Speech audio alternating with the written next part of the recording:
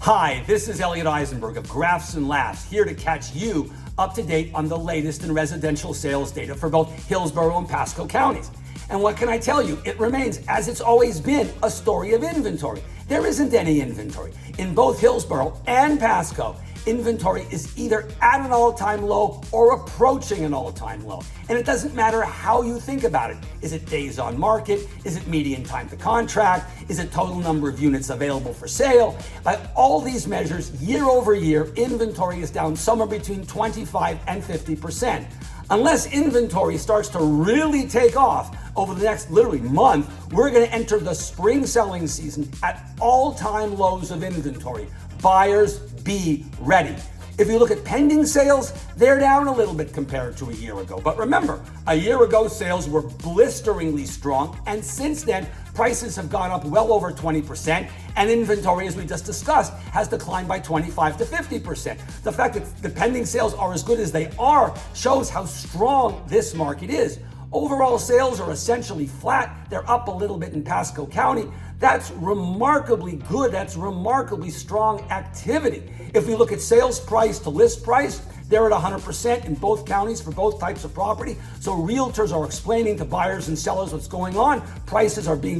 Sale prices are about right. That's very strong. And last but not least, sale prices continue to do blisteringly well, up somewhere between 20 and 30% essentially, with the only exception being multifam in Pasco, which is up 5 or 10%. Still a pretty good number. This is a strong market.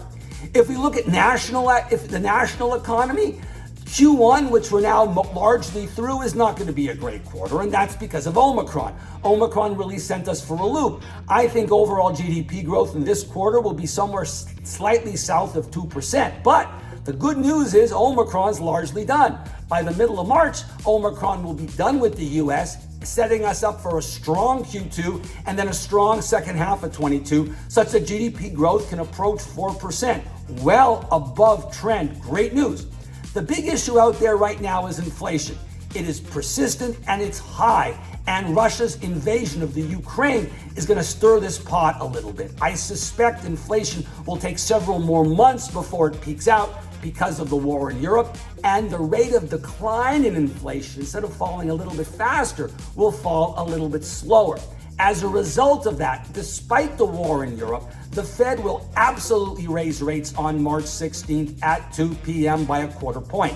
They don't have the luxury of saying, oh, there's a war in Europe, let's hold off on tightening a little bit monetary policy. No, inflation's much too strong, they have no choice.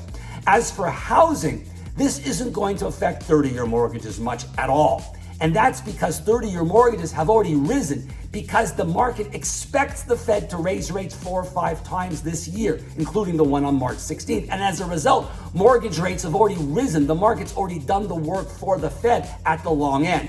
That's why even if we have 4 or 5 rate hikes over the course of the year at the Fed funds rate, maybe it raises mortgage rates to 4.1 or 4.2, but it will not make much of a difference in mortgage rates because they've already risen appropriately.